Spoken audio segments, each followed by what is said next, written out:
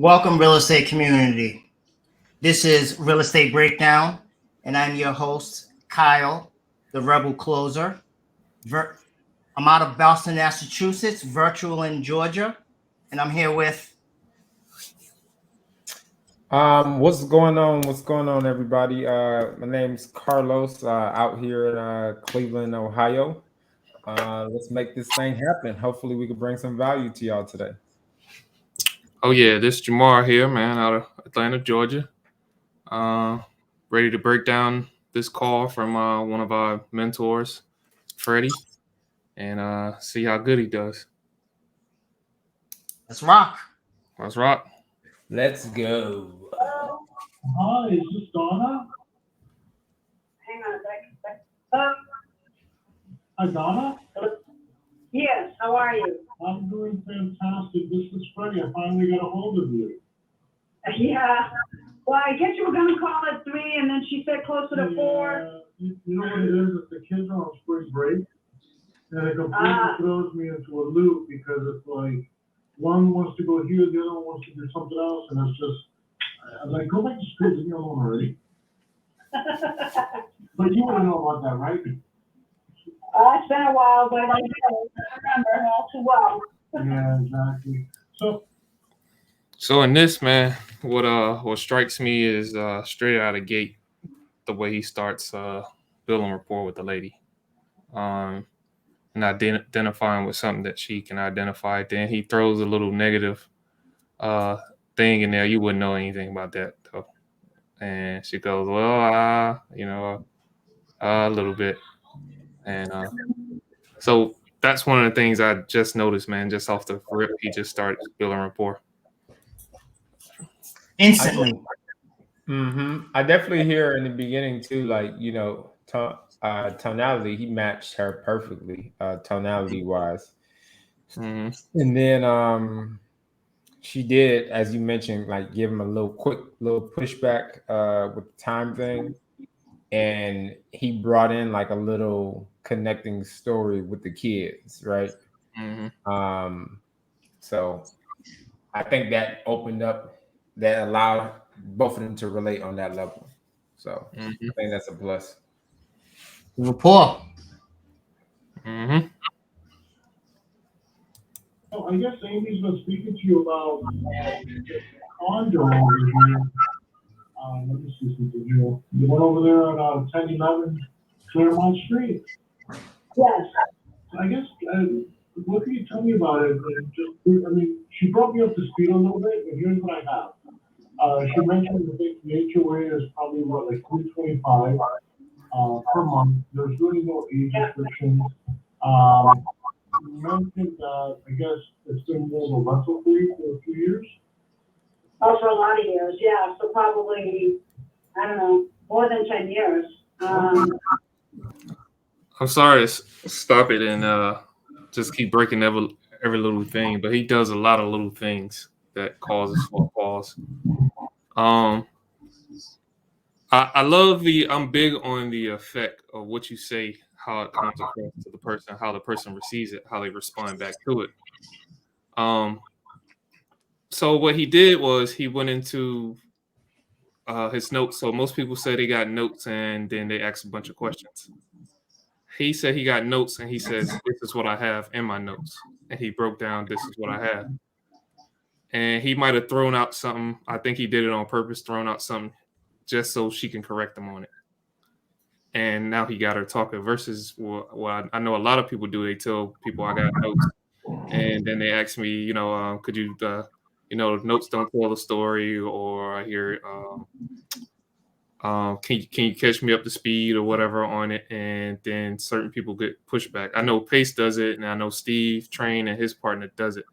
But I think the reason it works so effectively for them is they know exactly why they're doing it. Most people just doing it just because they hear them do it, and they think because they get past, to the next step that it works for them. But it doesn't work if you don't know the why. And I like the approach that Freddie just took, but saying, I got the notes here, but these are what the notes say. I think right there too, he built a little bit of credibility instantly with this lady, just by saying, "Hey, this is what I have," right? Because you know how sometimes people have like code callers or VAs or something like that, and it goes from the VA to the acquisitions person or the lead manager, right? And it shows like a connection between whoever had the first contact and him, that they're on the same page. That way, that seller is not getting annoyed by the same questions over and over. Yep. And you also got to think about that's the importance of why we're doing this, right? Is to really break it down so for people to understand why he's doing what he's doing. That's what this whole show is all about. You know, you hear something and you just say it.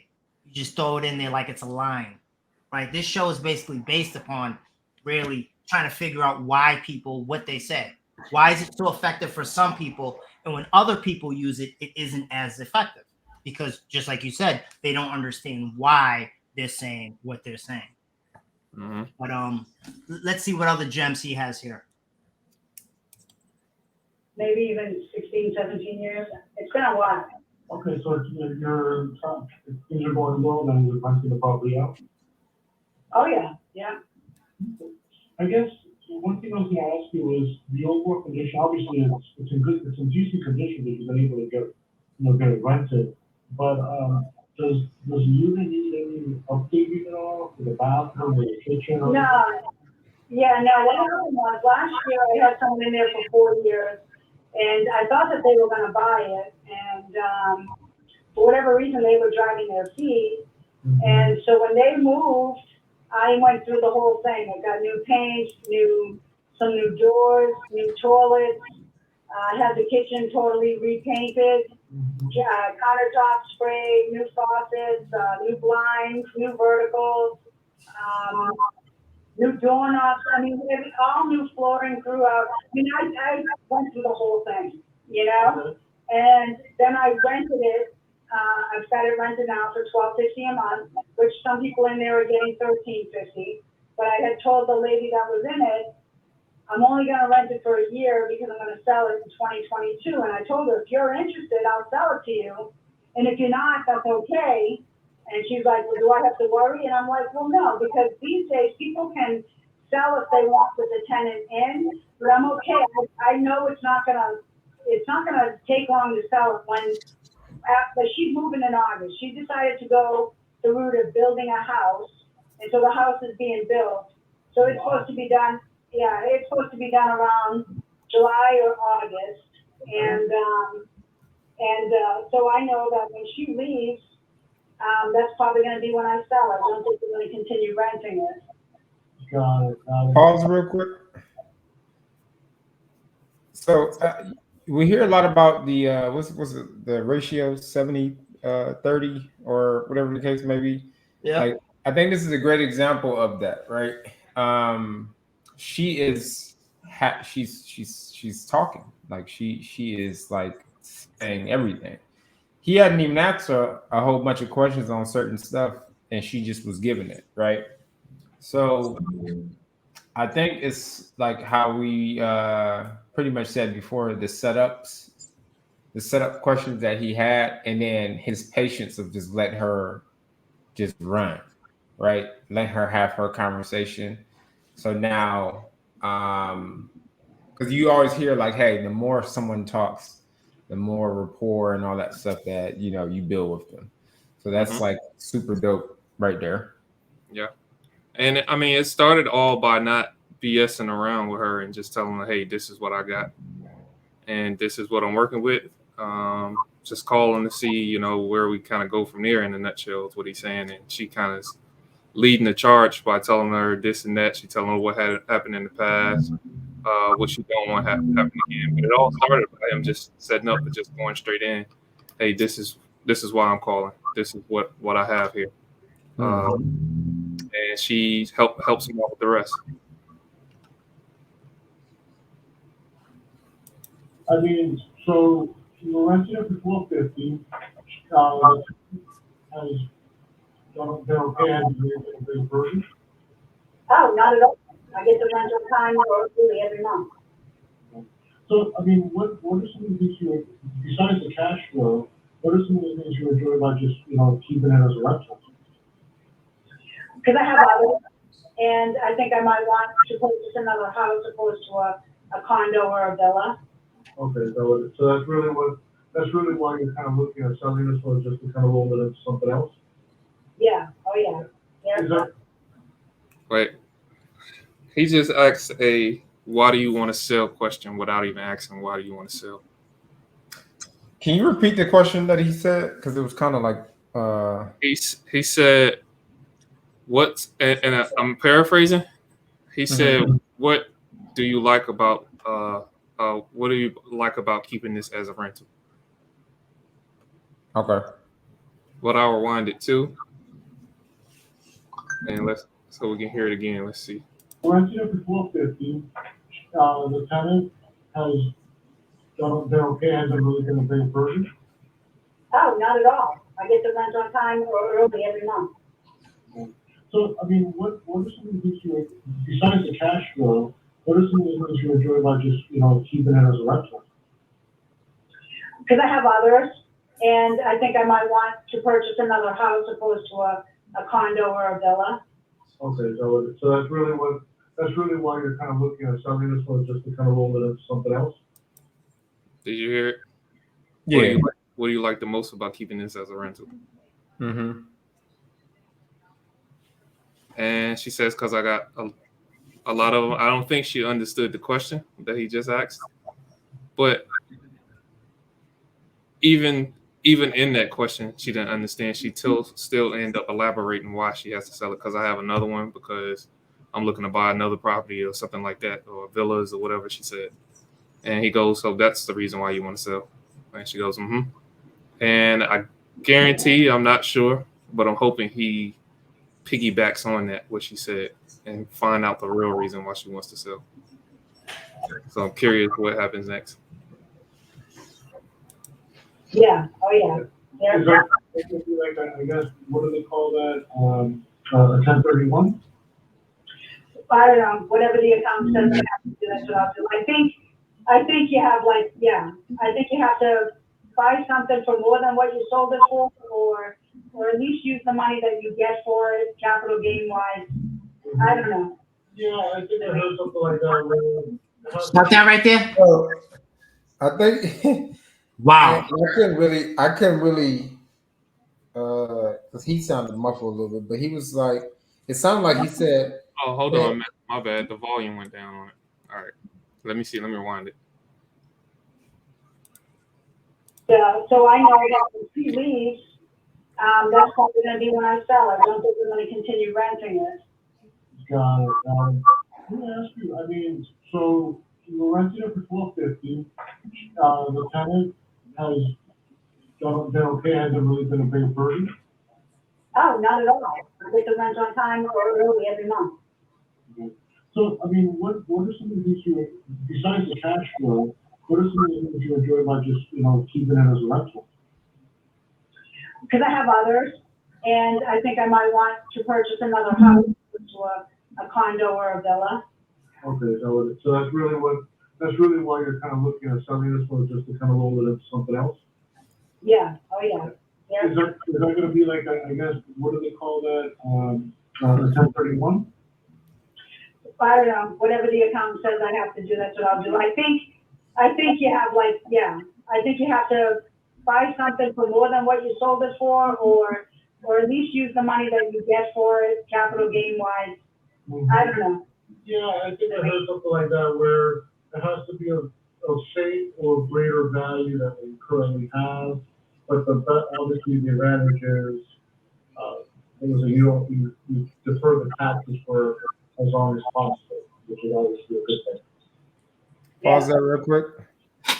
I think there's a lot of that's a clinic in itself in that moment right there, right? He brings up the 1031 exchange, but he brings it up in a way where it sounded like he wasn't so sure about it, and she took the bait, and she was like, "Yeah, I think you could do this, yada yada yada yada." like properties and stuff like that. And then he then goes and does it again.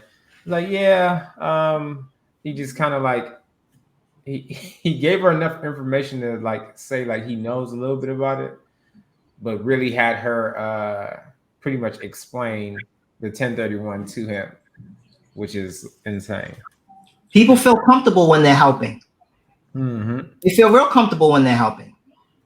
Yep. You know, she felt he stumbled a little and she caught him and she helped him through, making her feel more comfortable. Because you can just imagine how many 1031s he went through. Mm-hmm. People love to help people in need, and he definitely struggled with that. 1031 just so she can go, yeah, you know, plan on doing that. He's like, yeah, I think I heard something about that. You know, we defer it as long as possible, or something like that. He just played like he didn't know what it was.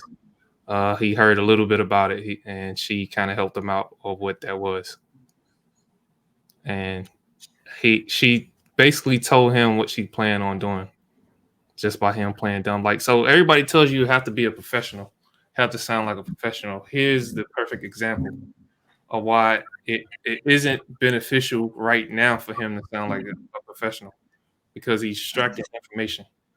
And you can't be a professional at the moment and flex your knowledge and try to get information. I don't understand. That doesn't work that way. You think about a doctor or you think about a lawyer, they're going to ask you a bunch of questions before they present you with a solution or diagnose you with a, you know, whatever they see the symptoms are. They're not just going to go straight in, and the doctor's not going to look at you and say, oh man, yeah, you just got a fever. He's going to ask you a symptom of questions of things to eliminate. And essentially all you're doing is diagnosing yourself, honestly. Yeah, Mm-hmm. pretty much. And him being a professional changes the balance of the 70-30 of him talking more, and her will be listening. Mm-hmm. Yeah, that's how he's able to extract so much information. That's why he can ask her, why do you want to sell question without even asking why do you want to sell? And she just gives him the information because he's playing like he needs a little help. That's why it's important not to be a professional, at least not here at the moment, not when you extract the information. So I guess, so you were already on here looking to sell it prior to us reaching out to you. I'm sorry, what did you say? I said, were you already on looking to sell it before we ever reached out to you? I don't know how that all happened. I just, you know, like I get solicitations all the time. And normally, like I say to the people, I'm not looking to wholesale it. I'm looking to make bank. You know what I mean? Like, in order for me to roll it over into something, I'm going to have to make bank because what's the point? Like, I'd be better off selling. You know what I mean? Exactly. And it sounds like when you say wholesale, it sounds like you're in the business, but not a lot of people know about that term. Well, only because I get these postcards in the mail all the time, and I look at what they want to offer: cash price, close, no closing costs, no fees, tenant's okay, and it's like considerably less than what even the Zillow appraisal is. So I'm like, yeah. So I tear them postcards right up.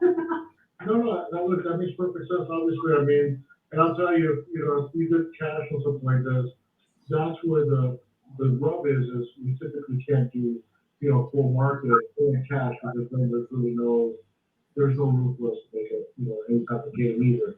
Because usually if we keep these as a rental or if we come in and, you know, try to resell it as a flip, it does, you know, the numbers definitely have to be either because there's a lot of costs that go into it. But I'm sure you're aware of that and then you own the properties.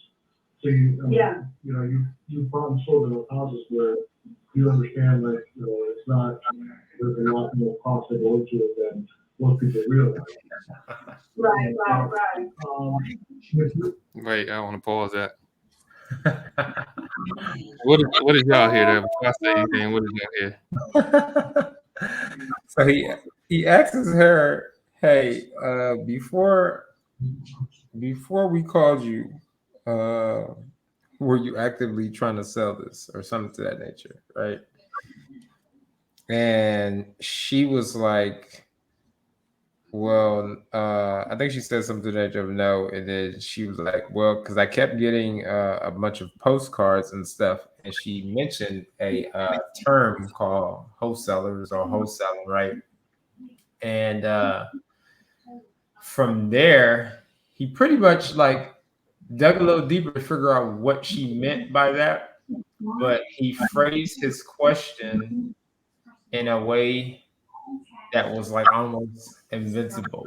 Where he said something to the nature of it sounds like you must be in a business, kind of like I don't want to say praising her, but kind of like what's the word I'm looking for? You know, Stroking her. like I can't think of the word. Stroking. Yeah, stroking her. Stroking her ego. Exactly. Saying like, hey, it sounds like you've been in business because I hear you say that term. And then after he says that, she goes off about like, hey, how she gets a bunch of postcards, how she rips them up or whatever. And he, in a sense, is like rubbing her up a little bit by explaining like, hey, this is why X, Y, and Z. Like he pretty much like anchoring her or laying her or setting the tone for what's to come. What's to come in the conversation. Yeah, he definitely does that. And what I liked about it is he started explaining what the process of that he has to go through and to buy this. He told us, of course, we can't buy it at market value or whatever. You know, we buy in cash and whatever goes along with that. He told her that, and then he goes, "Well, I know you understand it. You've done a bunch of these. You own rental properties. That's the stroke. Because if she doesn't know it, now she don't want to seem like she's dumb, so he strokes her that way. Or if she doesn't know anything about real estate, so he strokes her, tell her, of course you know about that. You know, you bought plenty of properties. And she goes, yeah. Even if she didn't know about it, she was still more likely psychology says she still would say yeah, because she don't want to feel dumb. Mm-hmm. So by stroking her,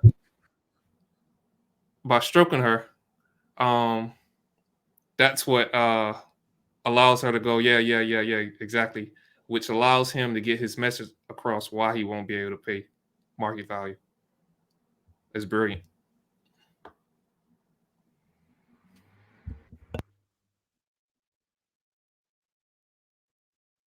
Have you looked at what the things in the area are selling for? Yes and no, because like I said, I've been a part of the board and on the board, and I've owned it there for a lot.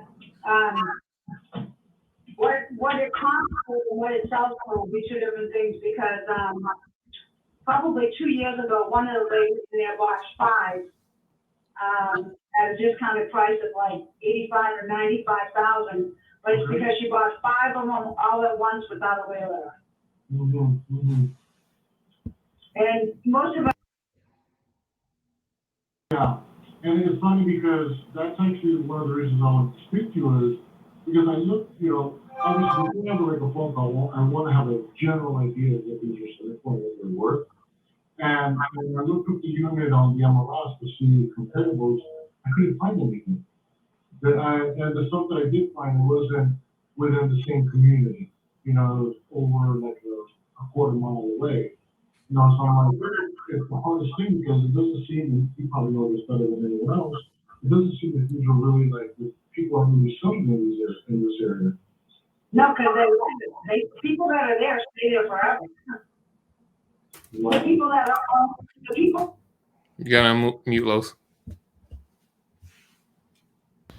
You can hear me now? Oh my jeez.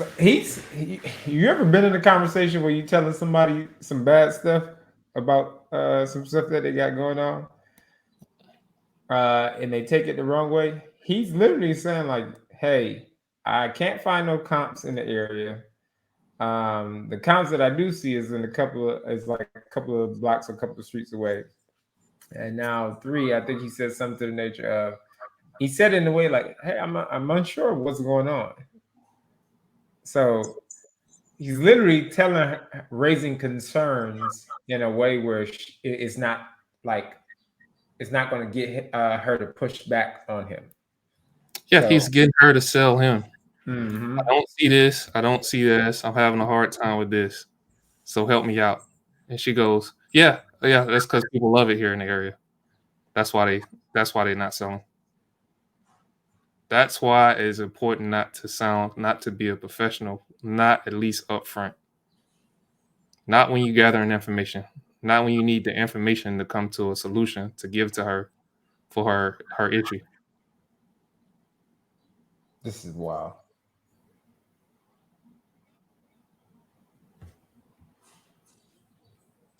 That village, what is it? It's 2 buildings and there's 2 stories. So there's a first floor and a second floor. And there's only like, we'll say 14, so 1 through 7 on the bottom, 8 through 14 in the top. That's the 10-11 building. Then there's a 10-15 building, same scenario, and that's the complex. There's nobody else that lives there.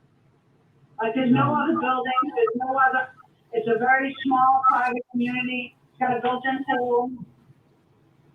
Got it. And so I guess nobody really was so. And I'm just curious, when you wanted to sell this and roll it to a 1031, is it just to make more, what's the reason to make more money off the market standpoint? Well, no, with me, I just, obviously, the more I find out about HOAs, the more I'm like, maybe owning a single family is a better investment. From an investment standpoint, that's from my standpoint. Yeah. Well, there's $325 right off the top, from the rent that comes in, that goes straight to the HOA. I'm sorry, what'd you say? I said, that, if we're talking about the HOA, that $325 comes right off the top whenever you collect rent, because it is like. Absolutely. So that's Yeah. $300 more cash flow, I guess you'll probably figure it out. The plus is you don't have to buy a pool, you don't have to hire a pool service, you don't have to hire a landscaper. Your homeowner's insurance is real cheap because the association covers that whole roof. Mm-hmm. So, there's pluses to it. If you're, a professional couple that just want to lock the door and leave. Yeah, that was what now you made a comment about the HOA. Have you had any money on the HOA? Who's selling who here? Who's selling who, right? Mm-hmm. He just picking her apart. Everything he says, he pick apart. And she gives him more every time he pick it apart. He keeps saying, well, you mentioned. And she tries to explain, tries to sell him, and he just picks apart. You mentioned this. Now he's going into the HOAs. Now he's about to find out what's going on behind HOAs there. And everything she's saying, he just picks apart. He don't create questions. He don't start asking about, what's the reason why you want to sell? Who's the other decision makers? Those normal questions, the 4 pillars that everybody's talking about. He's getting it without even asking directly those questions. Just by picking apart what she's saying. She's giving it to him. She's giving everything to him. And he takes it and he picks it apart. Now you mentioned this. Now you mentioned that. Now you mentioned that. Now you said this back then. I like how he even went back to the 1031 exchange. Like he could have got that question that he just asked back when she was talking about 1031 exchange. But because I believe he knew that question was going to raise a concern for her and stop getting information from her, he waited and he rolled back to the 1031 exchange and got the answer that he really wanted about the 1031 exchange. So that's what I hear.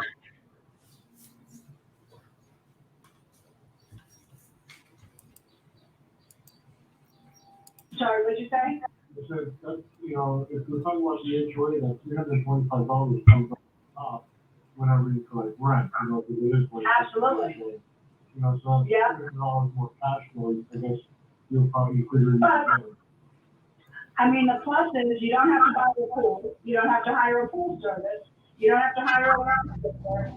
Your homeowner's insurance is real cheap because the association covers that whole roof. Mhm. So, I mean, there's pluses to it. If you're, you know, a professional couple that just want to like walk the door and leave. Yeah, that was so good. Now, you made a comment about the HOA. Have you had any run-ins with the HOA recently? Have I had any what? Any run-ins with the HOA? No, I just, no. Yeah, because, I mean, that's something we've seen in the past with people that want to sell the condo. Usually things go well, and then there's always that one person or something on the board that just kind of makes your life difficult. No, the only thing about the HOA is in the 14 years it's gone up, but so has everything else. So I mean, you know, I mean, people who were cleaning the pool 14 years ago are certainly charging more than. I mean, it costs, everything costs more. You know, everything. Have you seen it like this before in the past? In all the years that you, like, with everything that's going on, have you seen prices get like this in the past?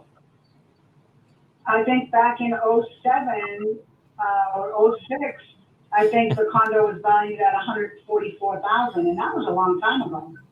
Yeah, and then it took a little nosedive after '08. I think '08 or '09. Yeah. So I mean, it's like the stock market. You just ride it out, you know. Yeah, and as long as you're cash flowing, that's really the only thing that matters anyway. Right, and it's been that. Yeah, it's definitely been positive. You know what I mean? Exactly. It's just a matter of how long can you sustain it, with everything that's going on. That's the only thing. Yeah. That's the only thing is like, what do you do and does it continue going up? Because, you know, the truth is, even if you sell it, what can you get? You know, Right. and then obviously the taxes are a concern because I don't know what you're paying the tax to, but it's also a concern as well. So there's a lot of different factors that go into these things. Yeah. You know, but Yeah. you know, looking at this, and obviously you're very successful. You know exactly what you're doing. You've done this for a long time. I'm sitting here trying to see how I can add value to you because you're looking for a top market, which I can't blame you. Especially if you're together, it makes sense. When I looked at the numbers from what they're selling for, I mean, I saw one that sold for $95,000, which is something they mentioned, and then another one for $95,000, and that's where September of last year was 900, and it looks like it's an identical unit to what you had, and then there's another one that sold for 125. Yeah, and that one's the one that was right next door to me. Yeah. The lady that lived there was the one, she was there for better than 30 years. Her name was Miss Ann. She went in when the place was just built. Okay. Yeah, she was like 90 years old when she died. But the reason why she only got the reason why they got 125 for that, Miss Ann passed. They sold it to the lady who bought 5 in there for cash. Mm-hmm. And it wasn't updated. It wasn't updated at all. She's justifying everything. And that's what, She's literally justifying everything. Yeah. But not only that, what's beautiful is he's seeing where she's at. He's just telling her what's going on in the neighborhood. He's not offering her what she wants or giving numbers. He's just telling her, hey, this is what's going on in the neighborhood. And she's justifying why certain prices are selling. It's beautiful. Mm-hmm. Mm-hmm. so then, obviously, when you say 150, I just wonder, there hasn't been anything that has sold that high, and then obviously, my natural thing is, will it appraise? You know, I don't know. that number, I don't know. Unless it's been fully updated, and then maybe you can probably stretch set the new standard for sold comps in there as well. Yeah, well, and if I do that, that lady that bought them all is gonna make bank, that's for sure. She better send you a Christmas card, right? Well, she's funny, because she'll say, before you sell it to anybody, you. Did y'all hear that? Running back.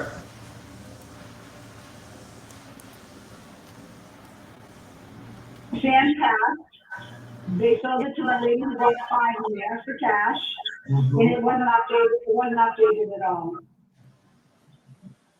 Yeah, and that's what I'm looking, so then, obviously, when you say 150, I just wonder, there hasn't been anything that has sold that high, and then obviously, my natural thing is, will it appraise? You know, I don't, at that number, I don't know.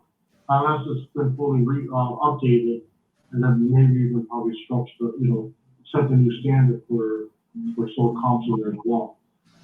yeah, well, and if I do that, that lady that bought them all is gonna make bank, that's for sure. She better send you a Christmas card, right? Well, she's funny, because she'll say, before you sell it to anybody, give me first option. And I told her, Did you guys hear that? I heard in there he was talking about will even appraise at that number, at 150. Oh, you got feedback, Los. You said what? You got feedback in your background. What I heard there is him. I don't know what happened to him. Well, I guess he's Technical close. difficulties. People, Yeah. work with us. Work with us. So what I've heard from her, what I heard from him, what he made her say is with the lady that's gonna that bought all the properties, especially the properties that 125, which she was looking at, she was just justifying why it sold for 125. He just told her she would have to make the new standard of prices if she want 150 because there's nothing in the area. Mm-hmm. And he said, well, the other lady will be happy. That's what he said. The Christmas card piece. Well, you have to send her a Christmas card. But what she said, the other lady's gonna make a boatload of money off of it. So you get what's going on in her mind, that this lady's about to make a whole bunch of money just off me. Mm-hmm. If I sell this for 150, somebody else gonna make a bunch of money, and now I'm not gonna reap the benefits of it. I don't know if y'all heard that. I hear it. I just don't understand how he ended up getting her there. well, I see how he got her there just by having her, just by He got her justified. That's how he got her there. She justified everything. That's what I'm saying. Justifying what is going on in there. I just don't understand how he even caught that, or if it's something that he purposely caught, or if it just happened to happen. Well, no, the lady started explaining to her about the 125, why the house sold for 125 and who bought it for 125. Mm-hmm. There was a lady that bought 5 properties or something like that. She said. Every property that goes up for sale, she buys. Mm-hmm. That's how he caught it. He heard that. He's actively listening to that. Mm-hmm. So he told her, you're going to have to set the new standard at 150. And she said, well, that'll make the other lady a whole bunch of money. She'll be happy I sold. So she's thinking about how this other lady is going to make more money off what she does. And then now she's starting to tell him now, well, she told me if I'm going to sell it to her, give her a call first. Mm-hmm. He's also just pulling out another potential, thing that comes out in the back end. You know what I'm saying? In the post sale, or not post sale, like on the back end of the sales process. Because this could be some random, because he didn't ask about a decision maker necessarily, right? She just kind of coughed one up. I mean, not a decision maker, or whoever else would be another investor. Mhm. Yeah. So she just gave it up. Mhm. He's not asking those questions everybody else asks. Has anybody else called you about the property? He never asked that one time. What other offers are you getting? How are the investors treating you? He never asked one time. The lady gives it up. And he understands that, you know how sellers are, they talk to multiple people, whatever he gives her, there's a good chance she could go back and tell that lady, so it's easy to put doubt in her mind even before we go down that road. Mm-hmm. And the point is, he's not telling her a lie because she looked at the comps and she knows the numbers he just said, so she knows he's not lying. So that's when people talk about credibility. That's true credibility, not what website you got, not what how many deals you done. You want to stroke your ego about how many deals you done. That's just gonna ask them. That's just gonna give them a reason to question you more. But she can't question him if he brings facts to the table, which she can verify. And she just verified, yeah, I seen that too. That lady did this and that lady did that. The problem is I'm not seeing any comps in the area. The only comps I see is a quarter mile out. And because this lady is an investor, she knows he's not lying. So she knows he knows his stuff without having to ask him, what's your website? What's your company name? That's how you build credibility with people. Not about coming in, being a professional, telling them what you do, what you can do. It's just gonna make them question you. You're just giving them information to question you. The same way he's getting information for her by questioning her, when you start telling him what you do, that gives the seller ammo to start questioning you. And now you gotta perform. Not once he told the lady what he could do for her, so he don't have to perform with nothing. I said, I told her, I said, gee, if you're looking for a deal, I'm not finding deals. I mean, I've got to find something to roll the money into, and I'm not going to find a deal. You're paying full market, and it's not going to be, that's the other thing, is finding the inventory, because it seems like everything's getting gobbled up very quickly. Right. So, Right. it seems like there's a lot of uncertainties that we can have to work through on this one. Right. It's just a matter of. Yeah, no, I totally. He agreed with her enough throughout the call to now she's starting to agree with him. There's a lot of uncertainties we're gonna have to deal with this property. She goes, right. How did he reverse her? Getting her talking. This is what I see. Getting her talking just from the very, very beginning.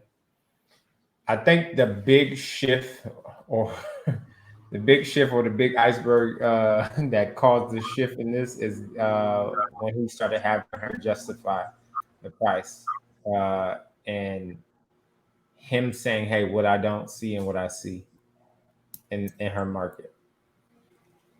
Because now she backpedaling and trying to justify why he should pay that price. She's selling. Mm-hmm. I agree with you, I totally agree. I haven't brought a realtor in because I figure, well, this lady's in here, I'll just wait till she leaves. Yeah. I understand. It's crazy because, most people, they look at the market and they're like, oh man, the market's doing so well. I can maximize, whether it's on the house for it, the property for it. But then the question is, what are you going to buy? Exactly.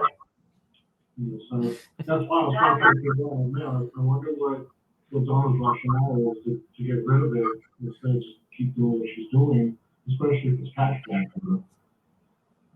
Yeah. So that's that was just one of the biggest things. So let me just have a conversation and just see if there's anything to do. Because I don't know, I can tell you that cash probably isn't going to help if you want to maximize it. And the fact that you're going to move it to something else, you probably wouldn't even consider doing like this.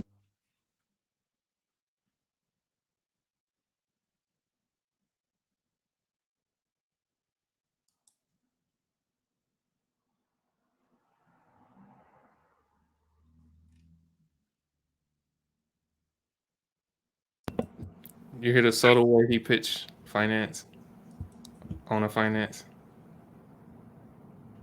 What he did was disqualify everything else. Cash wouldn't get you what you want. That's what I'm trying. That's what he said. That's what I'm trying to figure out. Why don't you just keep this and rent it out? Because cash won't get you what you want. Whatever he said, taking it to the market. I'm not sure what the second thing was. He's like, the only thing I can probably do, is do this seller finance. But that probably won't work for you. And she's like, well, it would work. It possibly would work. He started disqualifying cash when he started with the whole conference. Mm-hmm. Yeah, Yep. 10 minutes ago. Mm-hmm. Yep. He didn't say why my offer wouldn't work for you. He said cash wouldn't work for you.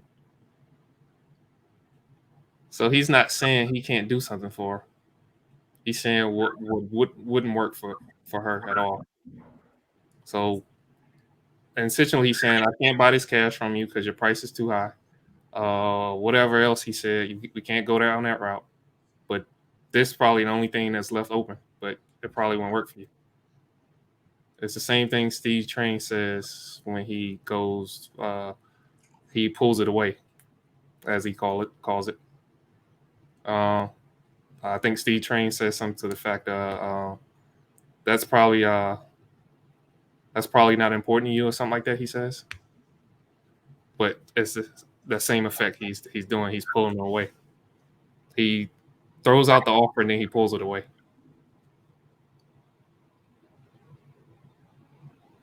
You got to be quicker than that. You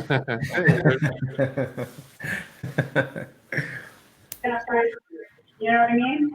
That's, yeah. Well, you're in the business. You think it'll appraise, you can get that number appraised, that appraisal number on it? You know, houses on my street, 3-bedroom, 2-bathroom ranches, maybe 1,200 square feet, are selling for 250. That's a house. I mean, I don't see why not. I mean, it's 2-bedroom, 2-bath. And it's in a community that's got a pool. I honestly, I don't know. It's a good question. I mean, and He's creating doubt. Yeah, she's stuck. Mm-hmm. She's creating doubt now. She don't know now. She went from knowing what she wants to do to I don't know now. if you're a realtor, you're going to do the same thing that you and I have done and look at the recent sales. But I know who's bought them and how they came to be. They were never mortgaged. They were cash prices. They were bought in a lot of five. They weren't updated. Yeah, you know that, I think, if anyone knows the building that's definitely you. Yeah. And the crazy thing, unless you've got a neighbor that it sounds to me that she's got some pretty deep pockets, that's willing to pay you to close the market because she's got a cash flow it. I mean, it may make sense. Who knows? Right. Because then you don't have to worry. Let her deal with any type of appraisal or something like that. Just cash on the go because, and you know this, if you put it with a real estate agent, or even if They're you going to take 6%. yeah, well, you could always do a flat rate listing. I'm not sure if you're familiar with that. You know what that is? Well, I've never heard of people around here doing the flat rate. What's the flat rate? There's brokers out there where you pay a flat rate of, call it $99 or $129, so I think it's $99 actually. And Right. you get the same exposure on your property. You can put it on the MLS. And then everything that a real estate agent can do, this broker will do it for you for a flat fee of $99. And then This is where the professional comes out, and he's only bringing out his professional salesman hat when he's like pushing her away. Hey, you might think about doing a flat fee and stuff like that. So this is where he's coming out with all this information just to push her away. Mhm. That's tough, man. And he's gonna tell her the challenges with that. Probably he's gonna give it to her, then take it away by telling her some of the challenges with doing that. I'm guessing that's what he do. Enter the listing. That's it. And that's really their fee. That's all they're making. It's just for them, it's more of a volume play than it is anything else. So you pay the $99, but now, since you're the homeowner, for you it'll be easy because obviously you've got experience, but then you start moving the call from the selling agent, right? Then you, instead of paying 6%, you're only responsible for 3%. So at least you save yourself 3%, you know?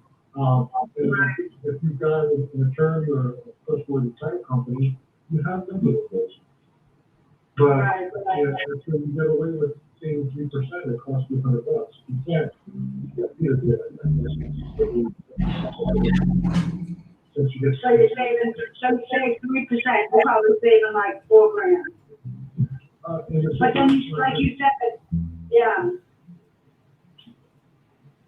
like I said, what? you said, yeah, so I'd save $4,000, but I would have to pay for the title company. Yeah, you'll still have the 2 or 3% closing costs you normally would have. Where someone like myself, it may seem like a lower number, but it's a net number. So you don't really have to worry about any of those expenses either. Right. So are you an investor too? Is that what you do? Buy, sell, rent? Correct. We basically, you know, I hate using that word investment. More than anything else, I come in and I see what's going on, and I just see if I can add value. Then if we acquire the property, then we basically let the property sell it for a base. If it's in pretty banged up condition and we've got good enough margins in it, we have it at least for it. If it's clean, we can keep up the cash flow. You know, so I pretty much all depends. And then it's just a matter of what's best for the seller. Do they need cash now, or do they need the payments? Because one of the main reasons why they choose payments is because they're able to take, they're not going to pay the capital gains all front. They're basically breaking it up with payments, so it doesn't hurt as much. Right. You see what I mean? So just little things like that. And sometimes people just really, especially if you were a landlord, you would understand this a little bit more. You like still getting the monthly cash flow that you were getting without the responsibility.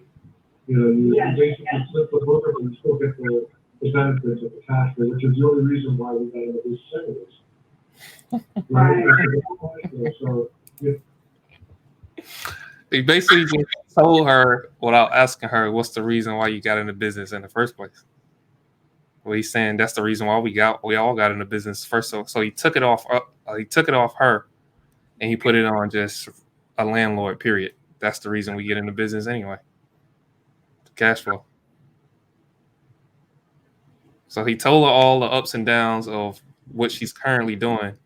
With this, if she takes creative, she won't have to deal with that. And he says, you know what? That's the reason why we got into business anyway, just the cash flow. We didn't get in it for the headaches.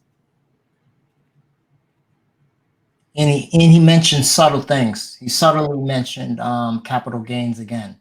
He mentions a lot of things subtly. He's talking about creative finance without pitching her creative financing.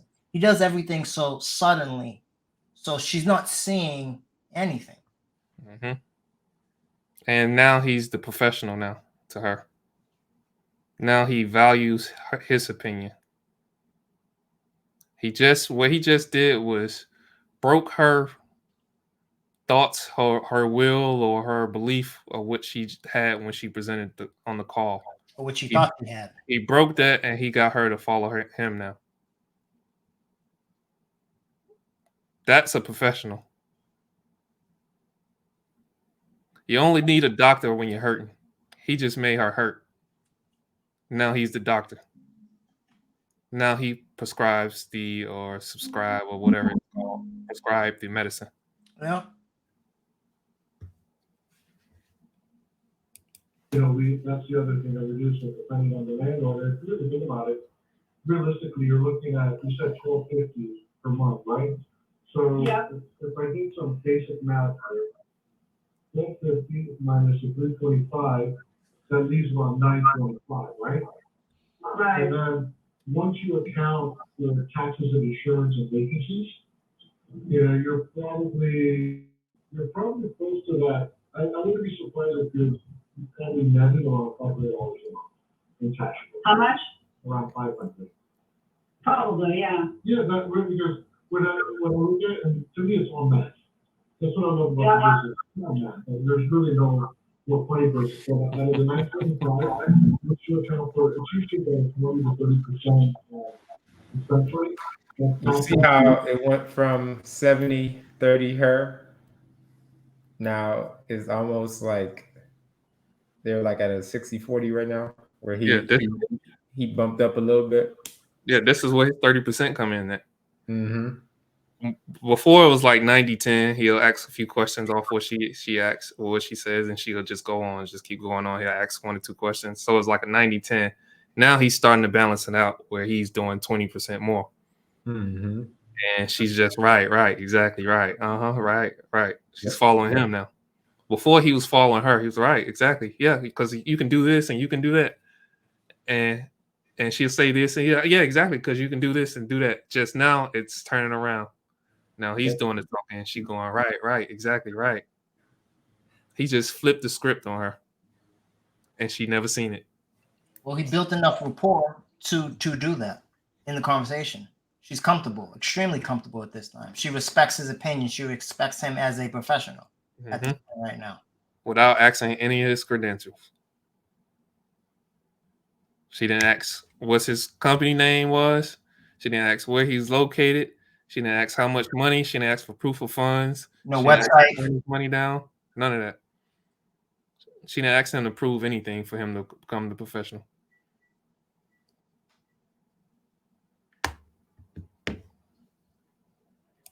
She's and with repair, so you figure, you know what? Yeah, if you take it out like that, you're right on that 462.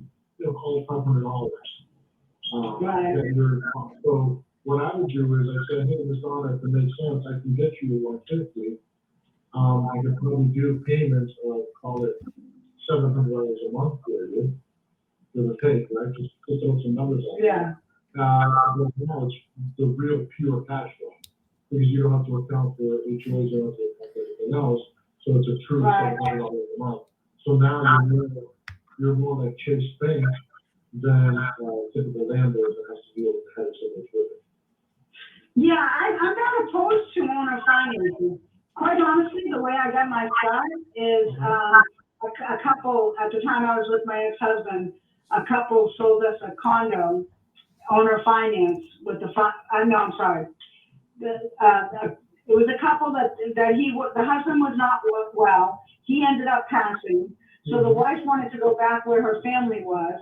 She owned the house outright, and a realtor talked to her about owner financing so she'd have income. So they wrote up, we put like, I don't know, maybe 30% down. But I'm going back to 1991 when this ranch was like probably, $55,000. Yeah, but right? Think about it. But it benefited her because now husband passes, he's probably the breadwinner, but she still has cash flow coming in, which is what matters. At the end of the day, the key in all that we do when it comes to real estate is cash flow. Exactly. Nobody, because if you're into the flipping business, you get this horrible negative word which is called capital gains. Right. Or if you sell it, 364 days, you're getting half for the tax, which is pretty hefty. So it really, if you can figure out a way that, look long term, not worry about capital gains, just the focus is just cash flow, then that's really, that to me is the best of everything, because that's what it's all about. Hold on real quick, 1 second, hang on. Yes, ma'am.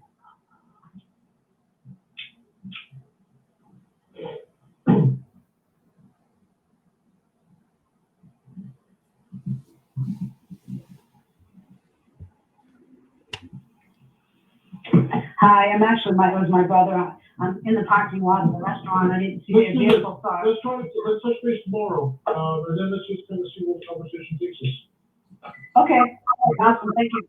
I appreciate it. Bye-bye. Wow. That's it. Wow. Let me ask you guys a question.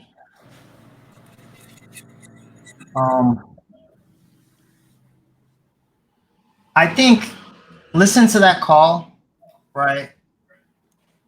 The whole time, really what I got from that is him watching her okayness. Right? And What's okayness? Okayness is making her feel comfortable. She was comfortable enough in the conversation to give him everything he needed without him even asking the question. I mean, does it get more powerful than that? She's giving him information he needs without him asking the question. And in the past, when I've made phone calls and I had pushback from sellers, it's from me just asking them straight up questions. Just like you mentioned before, the 4 pillars. She gave him all that information. He didn't even have to ask it. But he got that information because she was so comfortable with him. She respected him as a professional.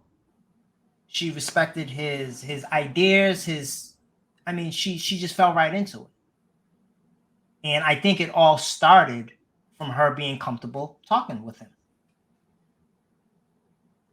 Right? Mm-hmm. What was this is I guess a question for the both of you, right? Out of that phone call, like what did you guys really take from hearing that conversation? You want to go first, Los? No, you go ahead first. So what I took out of that, of course, the okayness, what you were saying, I like to call it disarming, keeping them disarmed. Throughout the whole call, he kept her disarmed. So he agreed with her enough on stuff, and he agreed with her enough to put little doubts in there, just sprinkle little doubts until he got her to switch. And he didn't do it just what we call moving fast. He didn't move fast to try to create doubt. He just sprinkled in there. He took his time and sprinkled it in there. What do you mean by moving fast? Well, moving fast is somebody tries to say, hey, I don't see any comps in the area, or your price ain't what it's supposed to be. That's moving very fast.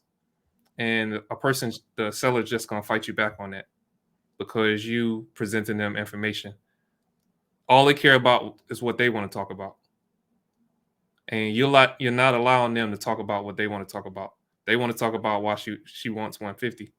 You want to talk about why 150 don't work, or why 150 is too high. And it's just going to create a back and forth. But what he did is he kept agreeing with her.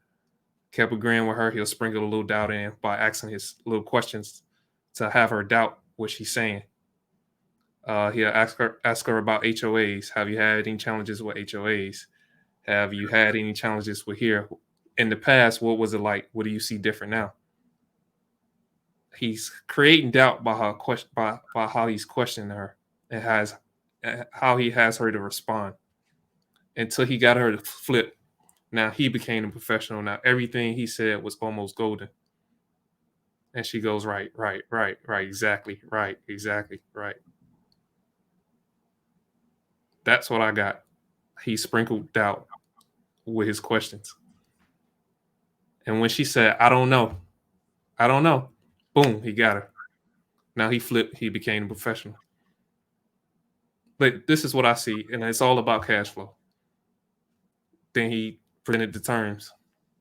Oh, I'm not opposed to that, she said. Everything he said was like, she was like, right. So that's what I got out of it. Sprinkle a little bit of doubt, wait till they flip. Be patient, wait till they flip.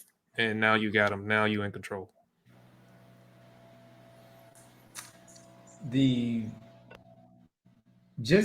lot of things that you got from the call, Jamar, and Kyle is some of the same things I got. So I probably won't repeat all of those things. But the biggest thing that I got from it is the transition from the 70 to 30 throughout the call, right? And at the end of the call, she jumps in and she has like an interruption, right, with the brother. And he's like, all right, I'll just call you back another day, or we'll talk about this tomorrow, whatever the case may be. I felt as if he made a good judgment call to not overwhelm her with too much information. And he knew when to stop. And I think a lot of people, once I've done it too, once we learn new things, new terms, strategies, and all that stuff. Though he wasn't presenting her options like in the very beginning, when he became the professional in the latter part of the call, he started saying different types of things, right? Just to push her away to see like, hey, what's her thoughts on X, Y, and Z. And he realized, yes, I got her on the hook, and he didn't like go for the kill right away. You know what I'm saying? So he knew when to get off and pause. That's the biggest thing I got from this call. He was playing chess. It's the biggest thing From the very beginning. I mean, this call is the definition of really what a closer is. He was playing. If you go back and you listen to the call from the beginning, he was setting this up from the beginning, which direction he wanted to go, from the very, very beginning. He was talking about from where she was explaining to him what capital gains was. So I think he was just setting traps and she was just falling into it, getting more comfortable and more comfortable and more comfortable with them. So I would love to hear the next conversation because she's going to be even more comfortable with them. I would love to hear that and see how that goes and see which direction this deal went.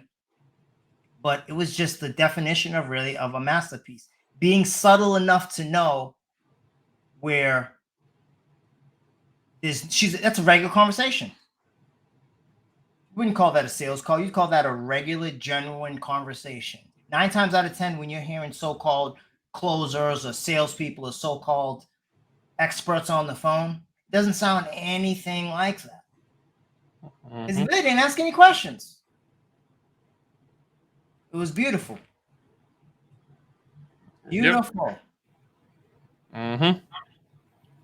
Yeah, and very skillful on this. And most people, would just thought, oh, that's just a great call, and wouldn't seen the masterful stuff he did to get her to switch and made her come professional. That's why we do these breakdowns, to show you guys what the professionals are doing, why they so good. To me, Freddy's one of the best I've heard out there. It's Freddy then Pace or Pace then Freddy, however you want to put it, depends on what situation. I think they're the two out there that, have the ability to adapt and see what's going on ahead of time, like you just said. And it was just masterful what he did, how he got her on board. He never fought her on any of her information. He just questioned her on her thoughts of it. And he flipped her. And he was patient. That's the biggest thing. He was patient. And he waited to become the professional, as people like to say. You need to be a professional. But to my point, I'm going to say again, how can you be a professional? How can you tell people all the stuff that you do and extract information? It doesn't work. You have to be quiet. You have to ask questions. The professional, what we call professionals, the doctors, the lawyers, all that, they're good at asking questions. The lawyer sits you down in the interrogation room and says, tell me everything. Don't leave anything out. If you want me to help you, you have to tell me everything. So he goes down, what happened Friday at 9 p.m.? I did this. I did that. Oh, you did this? Wait, what happened when you did that? And when you did this, where did you go? Or who was there? Well, and then they present, oh, we got a case. We got him. This is the next steps we're gonna do. We're gonna do this. We're gonna do this. That's exactly what Freddy did. That's a professional, not the person that goes in. Hey, I buy for cash, and I could close fast, and I can get this. Yeah, they hear that all the time. They every day as you're presenting, they could actually stop you and probably finish your sentence. And that's the difference between his call and a lot of other calls in the industry. I don't know what they do. Yeah. And this call is so beautiful. I think what we should do here, right, for the audience, right, we're really going to look out for you guys because we guys want you to go over and listen to this call again. I think we're going to go down in the description, right? We're going to put a link down where you can just hear the full call straight out. And you guys can listen to that call and go over it again because you can take so much from this call. So much from this call. So you go down in the description, you'll see a link, and this will have this video in case you guys want to go back and listen to it again. So much value. I tried, man. Man. I got better today. I don't know about y'all, but I got a little better today. I heard some calls where people do some things good, but I hear them do some things bad. I don't think I heard one thing he did bad. Maybe it's just penny picking at this. He could have pushed her a little bit more to make a decision right then. But that's most people would tell him he should have done that while he got her on the line because she may not pick up. That lady's going to pick up for him tomorrow. Yes. She evaluates his opinion. She's going to pick up because one, he never presented anything to her other than creative finance, and he has her on board with why creative finance make more sense. Now, not saying he's going to get the deal or anything, but he has her on board to where she'll take the call and brainstorm with him. Yeah. Figure out a solution for the both of them. Mm-hmm. But you got to think where she is, right? Sitting there waiting for her brother as he's talking on the phone, right? So it's just a beautiful thing, man. Her brother was probably calling her like, "Yo, where you at?" Yeah. Like, and she's like, "All right, I talked to you enough, Freddy." Yeah. But she still actually wanted to keep talking because she didn't want to hang up on him. Yeah. He made it. He's like, "Oh, let's just do this, man. You go hang out with your brother now, and let's discuss this tomorrow." She go, "Okay, yeah, thanks." And she goes because she had her brother waiting. That's what I think was happening on the other end. Exactly. And especially everyone knows what creative finance. I mean, most times, I'll just say most times you have a few conversations, right? When you're with the homeowner, you never really break that down in one conversation. So I think he definitely understood that. You know what I mean? Something that important, something that serious. Definitely a couple conversations to really break it down and to feel, listen, and see where everyone is in the deal. Mm-hmm. Awesome call, though. Awesome call. I know I learned a lot for sure. Every time I hear one of his phone calls, I take a few tips and golden nuggets from it. Mm-hmm. But just how he stroked her too. He just kept stroking her. I mean, you're an investor. You totally understand. When he presented something, he always followed up with a stroke. I mean, you're an investor. You understand that. I mean, you've done plenty of these, so I know what I'm saying is not new. And she goes, yeah. Whether she don't understand it or not, she's gonna go, yeah. Just patting her on the back the Uh-huh. whole way, making her feel okay the whole way, the whole conversation from the start. Beautiful. Mm-hmm. Hey, man. You guys want to say anything before we wrap this one up? Well, tell people I would like to say, man, give Freddy some love. The people that are watching, I would tell them to go follow him on Facebook. Freddy, how do you say his name? Garcia. Escorcia. Freddy Escorcia. Down in the description, we'll have a link where you can, go on there. I do know this. He's a beast on the phone. I think he's probably one of the best I've heard personally. He's an amazing, good guy. I know if anyone's out there and they have a tough call, tough seller, they don't know which way to go. I can't speak for the man, but there's a good chance you go to him and you let him know, hey, I'm stuck with this deal. I'm stuck with this seller. Can you hit me up? I know he would definitely probably love to JV with anyone out there that wants to close a deal. Mm-hmm. Mm-hmm. Yeah. that he's willing to jump on the phone and help you close deals and work together with people. So I mean, he'd love for people to reach out to him and one hand washes the other type thing. Mm-hmm. Yeah.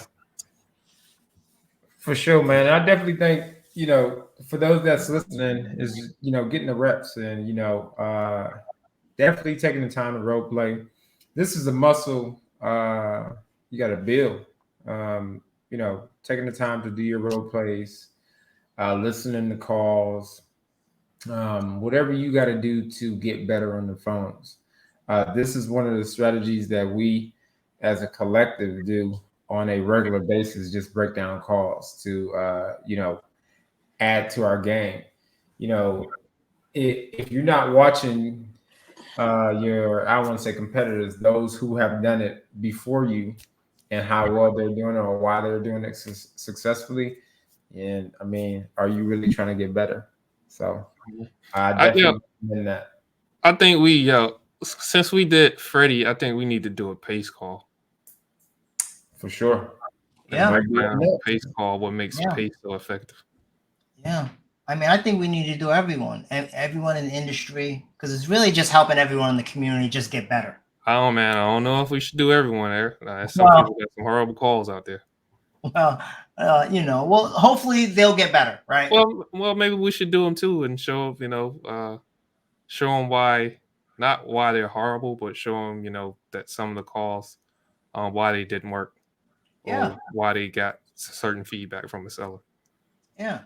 And I think that makes you better, though, right? Having a bad call. I mean, last week my call wasn't so good. It was an old call for me, and it wasn't the best of calls. But I learned from that, and I grew from that.